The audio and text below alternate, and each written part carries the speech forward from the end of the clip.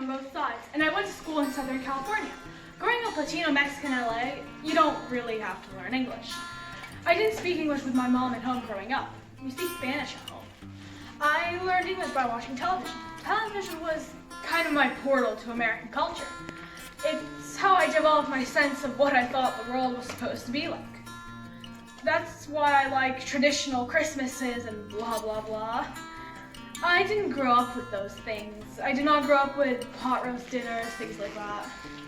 Everyone else had pot roast dinners, and we would have carne asada dinners and tacos and burritos. Dobro. Go! When I shifted to this regular class, my Latino friends from my bilingual class didn't want to be friends with me anymore because they saw me being a traitor or something. Then the white kids, they'd been through all of the elementary school together. I was the outsider, but by the time I went to middle school, most of my friends at a point were white. And the Latino kids in my school would actually be like, Ajmo, ko je govori? To be a white sellout. Why did you dress so white? Why did you have to talk so white? so they weren't very interested in talking to me. All my friends were white that I hung out with. I could relate to them, understand their humor. You know, we were all watching Friends or whatever. But occasionally things would happen that would mark the difference. We are not the same. I was a straight A student. I was testing top of the country. I was in all the honors classes, but I still felt fear of those moments when something might be brought up that I didn't know anything about. All these cultural gaps in my education, discussions about dinner and holiday rituals and traditions and whatnot. Nema se. Ajde, čitaj ti, Ester. Oh, you know, something green beans. Nursery rhymes. I always felt cheated on nursery rhymes. I didn't grow up with their nursery tales or whatever. Oh, you know, Mother Goose. And I'm like, who? Mother Goose, what? Ajmo. 11 years ago, my best friend was stabbed to death outside of her school bus by another little girl, another little black girl. So what's racist about that, right? Two little black girls, middle schoolers, 8th grade, getting to fight over a boy and one is killed. You don't see the racism. That's the point. You don't see the racism when it's all around, when it's an art of the architecture, the way your neighborhood is cut up, when it's a part of the geography of where you live. Look at the school itself. It used to be a warehouse, right? Part of the industry. It still is a part of the industry. The prison industrial complex now. The kids come out right out of here and go into a cell block, like they're moving along this conveyor belt, right? So it's still a warehouse, producing these kids who know their warehouse. How are you going to be inspired by education when your walls are gray and polluted? They know no one cares about them. Even when they're little, they can sense that they're being warehoused. You've seen these suburban grade schools like mine that look like Ivy League universities, right? That's the architecture of success. So they come out of class every day. Go. That parked car that hasn't been moved since last fall because you can still see the rotting leaves under it? Their school is a warehouse. Their jungle gym is a broken down car. How is anyone surprised when their toys are knives and needles? The schools are poor because the people are poor. Where I live, people have more money for education than what they know what to do with. The same week my friend was killed, the same week, I was watching the local television and they had a story about some high school near me getting a brand new AstroTurf for their football field. Yeah, now they already had a football field, but see, when it rained, it got too muddy for them to play in, so they needed a new AstroTurf. God, I was so mad. I was so mad. But it's not a money issue. It's a class issue. Please tell me that if that warehouse downtown was filled with little white children, that the school board wouldn't be up in arms clamoring for a change, raising money from somewhere to get these kids a decent classroom. Could you picture rows of little blonde heads in that warehouse playing around in vacant lots? It would not happen. No one clamors for change for little black children. Where was the minority? In my graduating class of 150, the number of white males was 5. Aktivno u nju. Like me, for whatever reason, were much more numerous. And in her it wasn't a big deal when I began dating my friend Edwin at the beginning of my freshman year.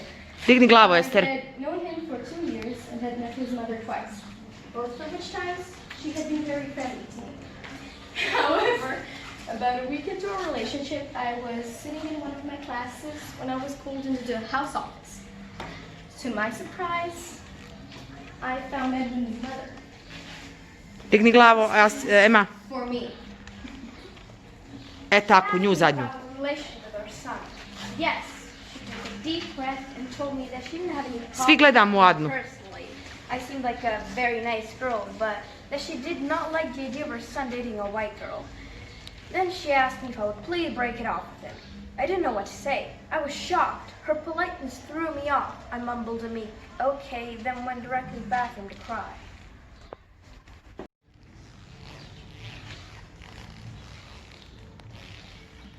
Ustanite. Okrenite joj leđa. You know how hard it is to find friends as soon as you get in high school? I mean, real friends. Not people who are trying to be something they're not. Anyways, I found a real friend. Her name was Nicole, and she was white.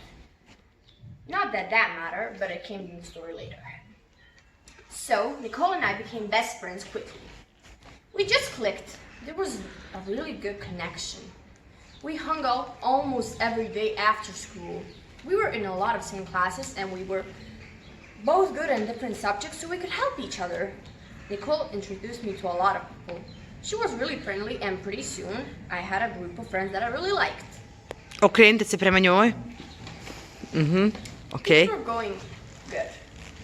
I thought moving to a new area was going to be hard, but Nicole made everything a little bit easier. One day, Nicole had a dinner party at her house. She only invited 6 friends. I was so excited I got dressed up in a new dress I bought it for the occasion and carpooled to her, drilled all of us. What was our favorite subject? House. 6 of us sat around to the table with her mom and dad. Her mom was nice, but she drilled all of us. What was our favorite subject? What would we do in our free time? How many of us had boyfriends? On and on.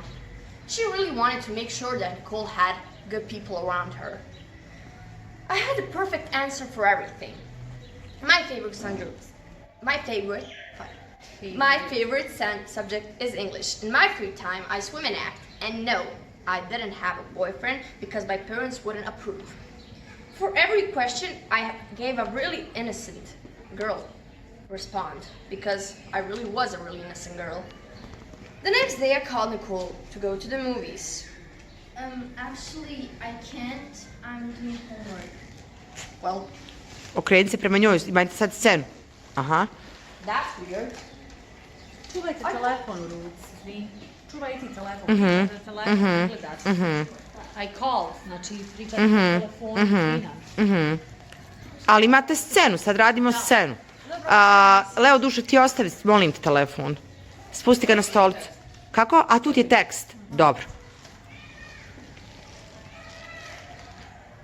Well, that's weird. I thought she said she would be free today. I didn't think much, so I called Andrea instead. Andrea, you want to go to the movies? I can't. I'm going over to Nicole's house. Aren't you coming?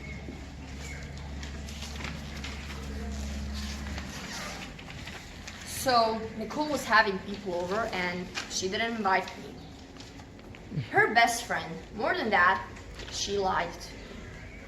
She said she was doing homework and I doubt her homework is having a party. So, I called her again. Nicole, you're inviting people over to swim and you didn't tell me. Oh, how did you find out? Andrea told me. Why wouldn't you tell me? You don't want me there.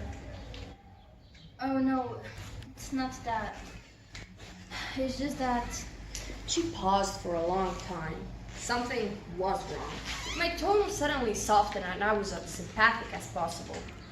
What's wrong, Nicole? Maya, I'm not allowed to hang out with you anymore. My mom told me that I can't hang out at Trinidad because you're Indian.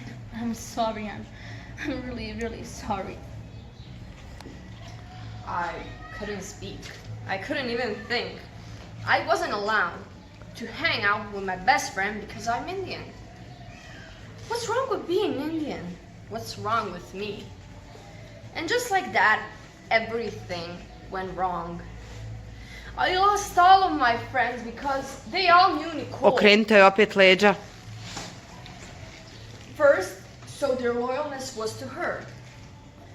I was alone, I was confused, I didn't know what to do. I couldn't stop crying, and all because Nicole's mom didn't like Indians. I wanted to fix the problem, but how can you fix the problem when the problem is your skin? Oh, yes, yeah. I have experienced racism. It's around, sometimes obvious, but sometimes it's just something you feel. Can't prove it, can't say anything against them, but you feel the looks, the tension. You feel that you're not treated the same way. In Miami, things are unique, I think. Well, I don't know, because I never lived anywhere else in the United States. I was born in Haiti, and I came here when I was 14. But Miami, there are people from so many places. Ti priđi Sari. A lot of people from the islands, a lot of Cubans, Dominicans, Puerto Ricans.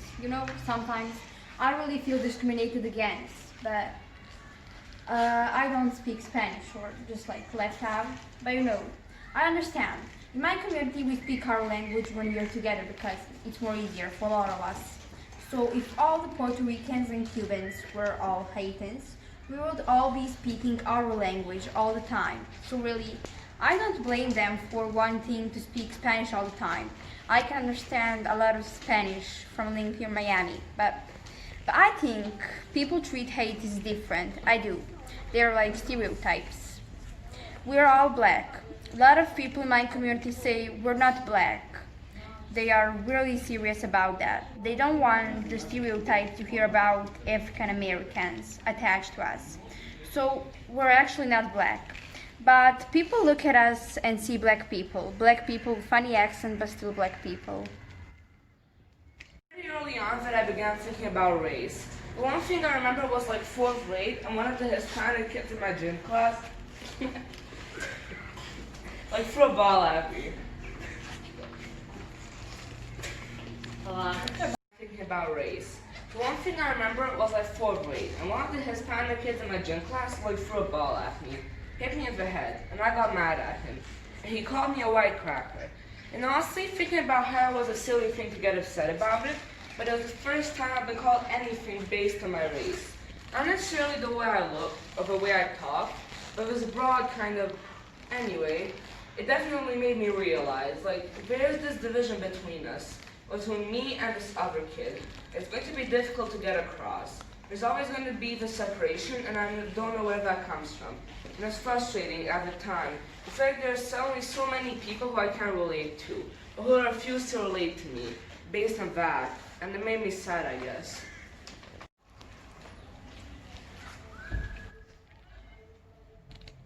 Akcija. But a lot of times, stones get knocked down, that sort of thing. After September 11th, there was, we had to put an alarm system in our synagogue, and people tried to break in, and they posted a note that blamed the Jews for September 11th.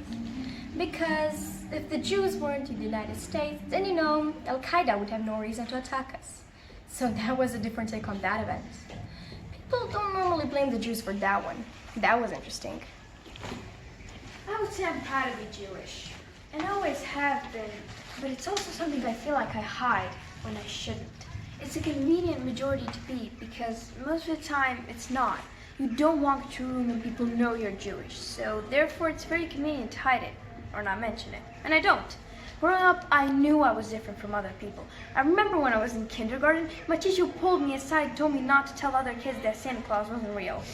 And looking back, that's one of the moments when I felt very singled out. Just because I was Jewish, they automatically assumed that 1, I didn't have a Santa Claus because some Jewish kids do, and 2, that I was going to tell everyone that Santa Claus wasn't real. That was probably my first memory of me being different. No idea where to begin. I think to some degree, the way people process information, the way we communicate as individuals, is really relevant to our race, our cultural background, and the way that we were raised. The way that you're raised has a lot to do with your culture, which has a lot to do with your race. I definitely myself have seen other people experience racism in many different ways, whether it was job interviewing or being followed in a store. You know, typical things that happen for the most part. But I've also seen other African Americans be exposed to racism from within the African American community. I want us all to be equal, but I'm really proud of my race. I love being Latina. I work it. When some guy comes into the store and he's Hispanic, I speak to him in Spanish, and he respects me. He'll do stuff for me, like I get free car tune-ups and free food, stuff like that. My Latin community is strong. My neighborhood is all Latinos, and we speak Spanish at home. My little boy grew up bilingual. He speaks English and Spanish. He's so smart. I want him to learn English and go to an English school, but he needs to keep Spanish. So he needs to visit Mexico and remember where he comes from. Akcija! Racism is everywhere through. You just have to take the good with the bad. People don't trust me many times because I'm a Latina. They think I'm going to be lazy. They think I live with 20 people in my apartment. They think I don't have any money, but people are stupid. That's how I get through it. There's good stuff to through. If Hispanic people come into the store, they know I give them a discount, and I know I can go in their store and get a discount. I got free dry cleaning this morning next door. It's stuff like that. We stick together. But it's gonna be better for my boy. Girl, he's gonna be able to speak Spanish, and he looks white. Tako. Afterwards, what I heard was, even if there was a black person in a grocery store, he would become really physically upset because he so rarely encountered black people in his neighborhood. And his first experience was so frightening. And that was sad that not only that, but his mother and father never really explained anything about that to him. It didn't bother them too much that he was literally afraid of black people now, and that he's so young, and this is going to form impressions for the rest of his life. Maybe not even that he remembers or is aware of. I guess it's a very stark thing, and a lot of people don't want to think about the fact that it's a very visible thing. They don't want to think about the fact that kids recognize it without being told, very visually. Akcija. I think striving to move beyond race, how do I put this? In treating race as a negative thing. I feel that people can celebrate race and celebrate other people's races. There is nothing wrong with differences and being different from other people. But when we are saying we don't see color or we don't see race, what are we really saying? We're asking people of color to erase a part of who they are, and to what end? To make who comfortable. I always thought America as a place where you could be yourself. I always thought this was the American dream. Okay. Stop racism! Stop racism! Stop racism!